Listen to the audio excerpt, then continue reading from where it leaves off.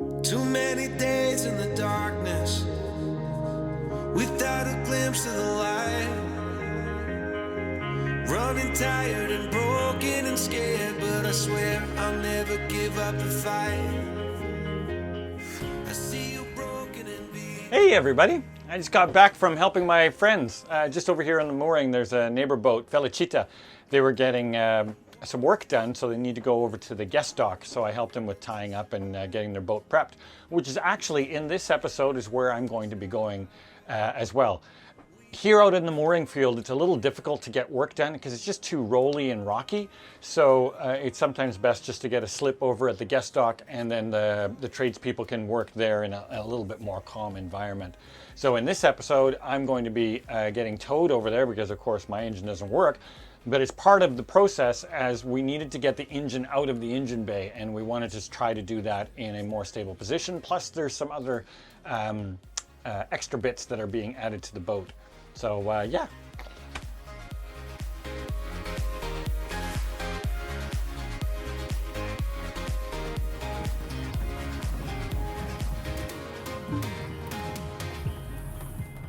Bit of a rainy, stormy day here in San Diego. Good day to keep working on the engine.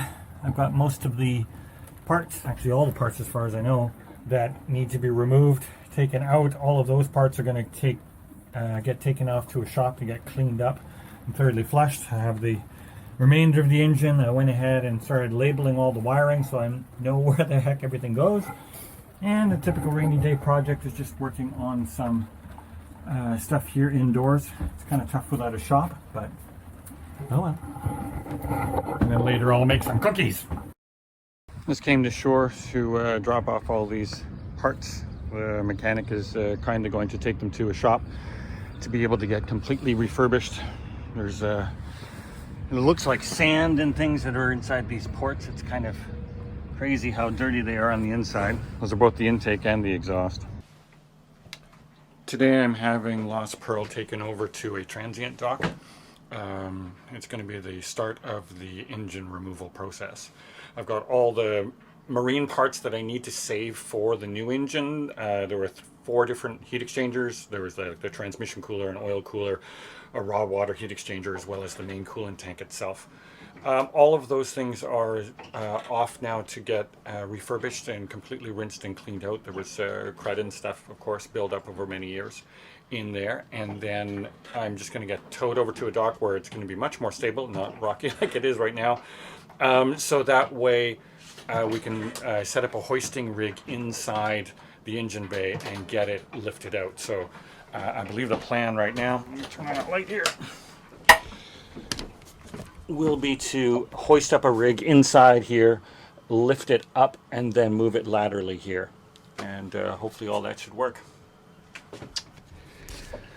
I'm kind of nervous about the tow because, of course, I've never done this before, and it's kind of sad that the very first time I get to move with Pearl, it's going to be under somebody else's power. But eventually.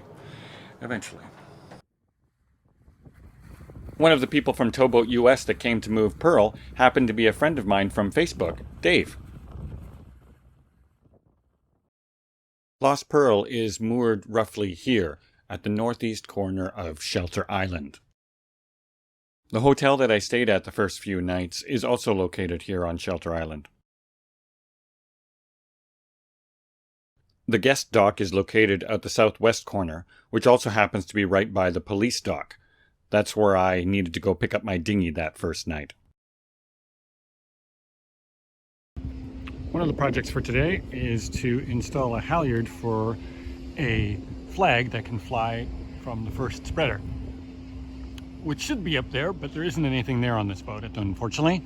So that's what I'm going to add today. I already have installed last night this little cleat, and that's where the halyard will go on, and I can then hoist courtesy flags and the Q flag when I enter into a new country. So I am not great at climbing the mast. This is a ATN mast ascender, a mast climber, so I'm going to try that rig out and get up, and I need to install a block up on that spreader there. But instead of a block, I decided to make something myself. I'm just using a little pad eye, a little piece of Dyneema, and then a low friction ring. Some of the other things that are happening today is my stack pack is coming for the mainsail. And if I've built up the guts to actually get up into the mast more, then I'm going to put my own lazy jacks, also with the low friction rings, on the mizzen mast. And here's the stack pack that Andrew installed. It sits now permanently on the boom as opposed to a regular sail bag that I'd have to take on and off each time. And there are lazy jacks incorporated into it, and those are those lines that kind of spider web down to the boom to contain the sail as it comes down. So then it was my turn to go up into the rigging. But as I got higher and higher up, my minor acrophobia got the best of me, and I just came right back down. I tried twice more, but I just never could get high enough to actually do the work that I needed to. So unfortunately, we weren't able to get the engine out at the guest dock as I had hoped.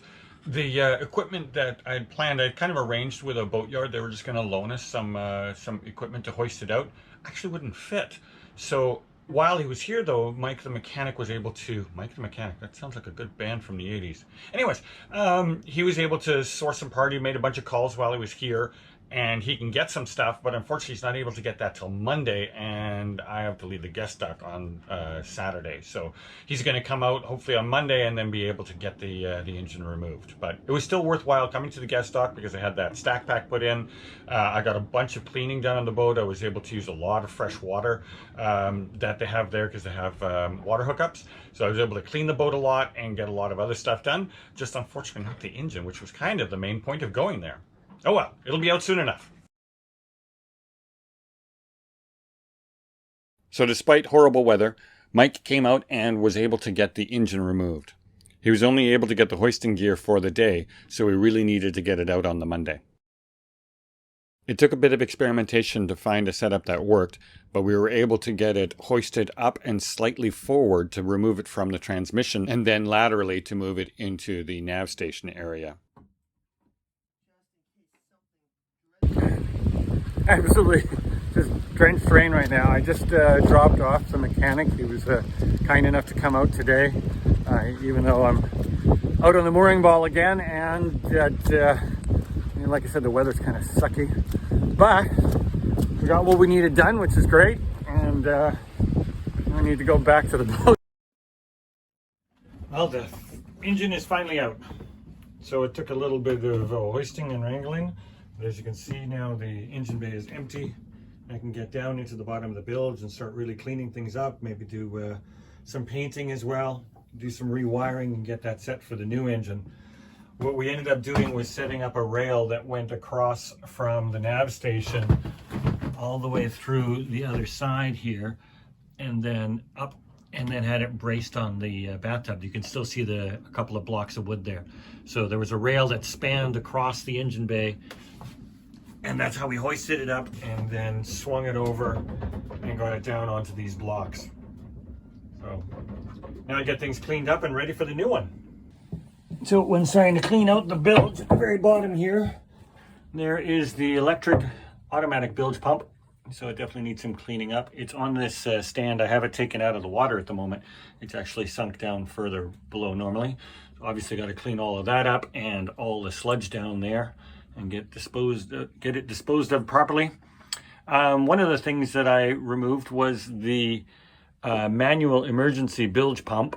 This is where the inlet would be. So this is probably the filter for the water. So obviously nothing would be going through there. And when I took it out, the pipe snapped right in half. So it probably would not do me any good in an emergency.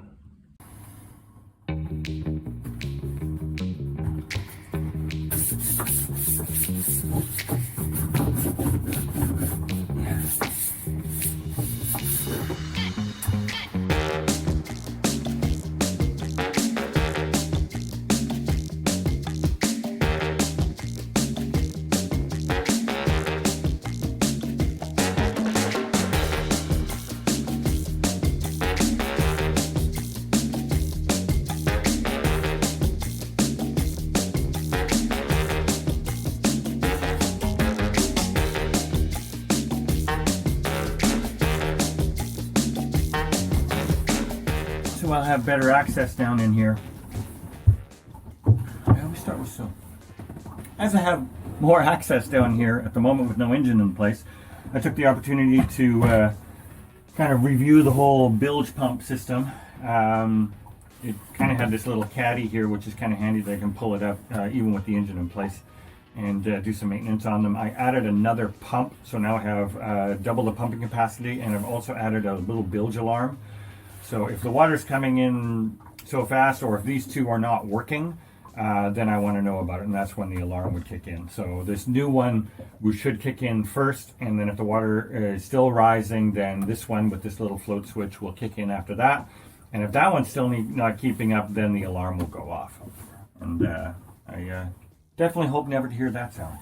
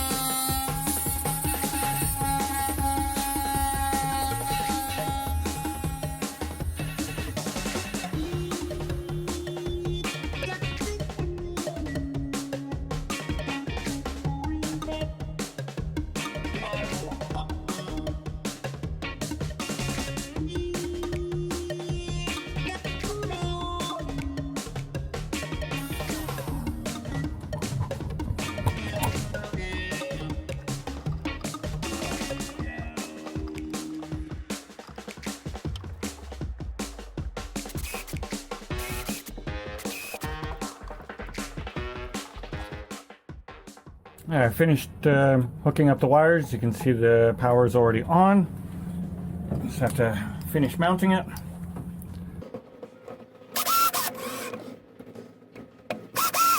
Yes, using a driver like this is overkill. I will admit to that.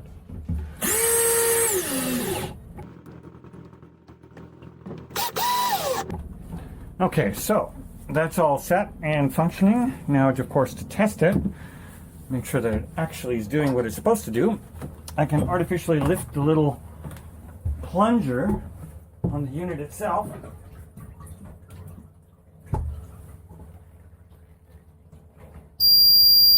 And that works. Yahoo! One more thing knocked off the to-do list. That's, of course, a sound I hope to never hear. It's not quite as loud as I thought, but it should be discernible enough. It doesn't sound like any other sound that I have on the boat, so I hope I never hear that. That'll be the beginning to a bad day, I would think. When I did the wiring to this unit, I could have, the easy route would have been just to take the power and ground from these units here. There's two separate lines leading to a breaker, but I wanted to have something that was completely independent. These ones, the bilge alarm goes directly to the battery with a small fuse close to the battery. And that this way, in case, for example, if I'm doing maintenance or whatever and I have the breaker to the bilge pumps turned off and something happens, the alarm would still be functioning. So I have it on a completely separate circuit. Thanks very much for watching the episode. Really appreciate it. Getting closer and closer to real time. That new engine is on its way. Hopefully I'll be able to get better video of how we actually install it using, again, that same I-beam. Maybe get some better shots of that. I'm not always comfortable videotaping when other people are involved, but I'll talk to the mechanic and see if it's okay if I videotape when we're doing that. Maybe I'll be able to set up a camera. We'll see, but that should be coming up here in the next couple of weeks. I'm so looking forward to that. The new sales should actually be here pretty quick. I got the last confirmation that they've finished production. I just believe all that needs to happen now is for them to get shipped down here. And that'll be great. So if you like what you're watching, please like and subscribe. And yeah, don't forget, hit that ship's bell if you really want to be notified whenever new episodes come out. In the meantime, got this really cool new book, Uncharted Waters. I actually was given this by the author himself. I met the guy. Very, very interesting. His whole family had a lot of history here in the fishing area around in Point Loma, but he himself took a completely different path. So yeah, this should be good. Anyways, take care. Darn, I need to get a drink. Where was it? Everybody, I just got back from helping my friends on my neighbor boat. Neighbor boat. Neighbor butt? Neighbor butt. My neighbor butt. Yes, that's it. Have to do some work. So it was important to get the phone put on. Oh, man. Yes. Ethel the Oddvot goes quantity surveying.